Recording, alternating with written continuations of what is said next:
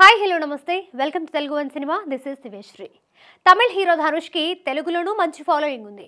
అతను హీరోగానే కాకుండా సింగర్గా, లిరిక్ రైటర్గా, నిర్మాత, దర్శకుడిగా పలు శాఖల్లో తన ప్రతిభను చూపిస్తున్న విషయం తెలిసిందే. తాజాగా తను హీరోగా నటిస్తూ దర్శకత్వం వహించిన సినిమా రాయన్. గత వారం విడుదలైన ఈ సినిమా తమిళ్తో పాటు తెలుగులోనూ ఘన విజయం సాధించింది. ముఖ్యంగా సినిమాలో ధనుష్ నటనకు, స్క్రిప్ట్కి, టేకింగ్కి, బ్యాక్గ్రౌండ్ మ్యూజిక్కి చాలా మంచి పేరు వచ్చింది. ఈ సినిమా ప్రేక్షకుల ఆదరణతో పాటు ఓ అరుదైన గౌరవాన్ని కూడా దక్కించుకుంది. సినిమా విడుదలైన వారం రోజుల్లోనే రాయన్ ఈ గౌరవాన్ని పొందడం విశేషమనే చెప్పాలి. రాయన్ చిత్రానికి ఓ ప్రత్యేకత ఉంది. అదేమిటంటే ధనుష్ కెరీర్లో ఇది 50వ సినిమా.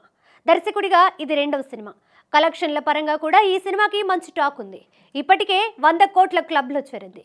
ఈ సినిమాను ప్రతిష్టాత్మక ఆస్కార్ అకాడమీ గుర్తించింది. ప్రపంచంలోని విభిన్నమైన స్క్రిప్ట్లను, స్క్రీన్ ప్లేలను academy of motion picture art and sciences లైబ్రరీలో భద్రపరిచారు.